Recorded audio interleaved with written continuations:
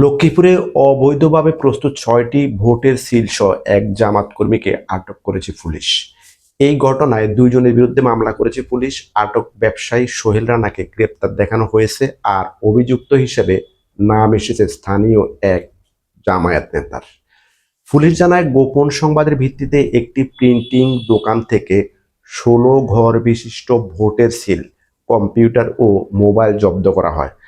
মামলার এজাহারে দাবি করা হয়েছে, আসন্ন জাতীয় সংসদ নির্বাচনকে প্রভাবিত করার উদ্দেশ্যে এসব সিল তৈরি করা হচ্ছিল। অন্যদিকে বিএনপির পক্ষ থেকে দাবি করা হয়েছে, আটক ব্যক্তি জামায়াতের কর্মী এবং এই ঘটনার পেছনে পরিকল্পিত জালিয়াতির চেষ্টা রয়েছে। অভিযুক্ত অপর ব্যক্তি পলাতক, তাকে ধরতে অভিযান চলছে বলে জানিয়েছে পুলিশ। আশঙ্কা করা হচ্ছে, অবৈধ সিলের পাশাপাশি অবৈধ ব্যালটও কি পাওয়া যাবে। ঘটনাটি ঘিরে এলাকায় রাজনৈতিক উত্তেজনা তৈরি হয়েছে। ইলেকশন কেমন হবে? বিএনপির পক্ষ থেকে বলা হচ্ছে, কারচুপির আভাস পাচ্ছে।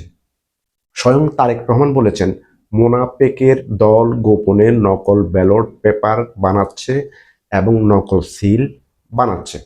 ২০১৮ সালের ইলেকশন ইঞ্জিনিয়ারিংকে বলা হয় ভোট কারচুপির বিশ্ব রেকর্ডের মাইলফলক। অবস্থা দৃষ্টি মনে হচ্ছে, ভোট কারচুপির অতীতে সব রেকর্ড হয়তো এবার ছাড়িয়ে যাবে ২০২৬। বিএনপি ১২ তারিখ রাতেও বলবে ভোট ভালো হয়েছে। তারা নিরঙ্কুশ বিজয়ের ব্যাপারে আশাবাদী। ধন্যবাদ ডক্টর ইউনূস, ধন্যবাদ নির্বাচন কমিশন, কারণ তারা জানে ভোট মানেই তারা ক্ষমতায়। কিন্তু ১৩ তারিখ সকালবেলা তারা যে কি বলবে সেটাই এখন অপেক্ষার বিষয়। ধন্যবাদ সবাই, ভালো থাকবেন। আল্লাহ হাফেজ।